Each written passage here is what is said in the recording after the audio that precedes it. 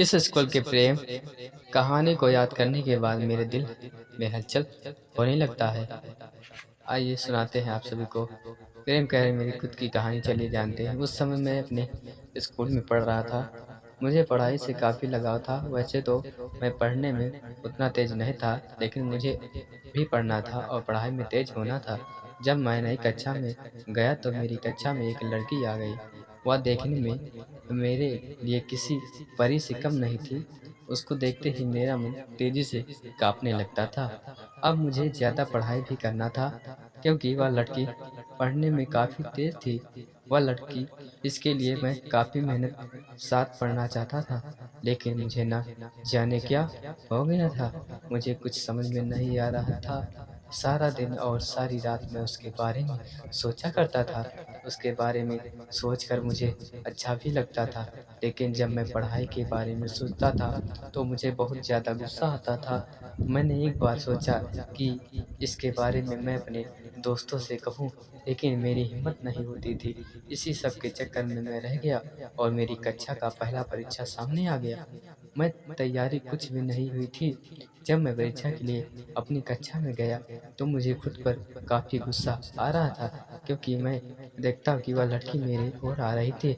उसके चेहरे पे मुस्कान थी। वह काफ़ी खुश लग रही थी। यह देखकर मैं कुछ देर के लिए अपनी शरीर को हिला भी नहीं पा रहा था। उसको मुस्कुराता देखकर मैंने भी मुस्कुरा दिया।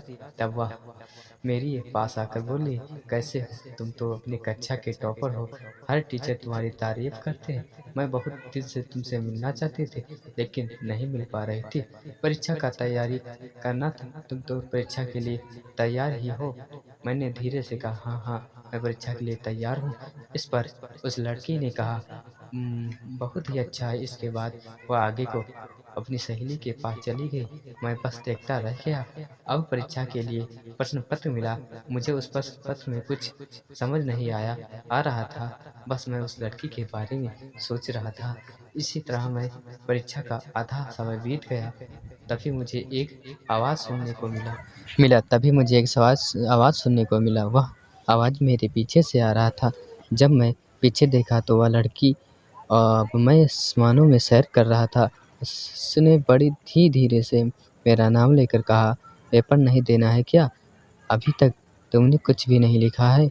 इस पर मैंने कुछ बोलने वाला था तो फिर से वह लड़की बोली, अगर पेपर में कोई सवाल नहीं समझ में आता है तो मुझ गवार से मदद ले सकते हो। इसके बाद मैंने अपने प्रश्न पत्र को हल करना शुरू कर दिया। मुझे कुछ सवाल समझ नहीं आ रहे थे। मैंने उस लड़की से पूछ ही दिया। उसने बड़ी समझदारी के साथ उस सवालों का हल बताया, जिससे किसी दूसरे पर शक नहीं हो सके। इसके बाद मेरी कान में एक आवाज़ आई और यह आवाज़ घंटी की थी। यह घंटी परीक्षा के समय का खत्म होने पर बज रही थी। हम दोनों ने अपने हल हुए पेपर को जमा किया और कक्षा से बाहर आ गए। हम दोनों काफ़ी बात करने लगे। इसके साथ ही इस समय में हमें लंच भी करना था। हम दोनों ने पहली बार अपनी लंच को बाँट कर खाया। अब मैं सोच रहा था कि मैं सपना देख रहा हूँ या हकीकत है। इसलिए मैंने उस लड़की से कहा, तुम थोड़ा मुझे चपोटी काटो।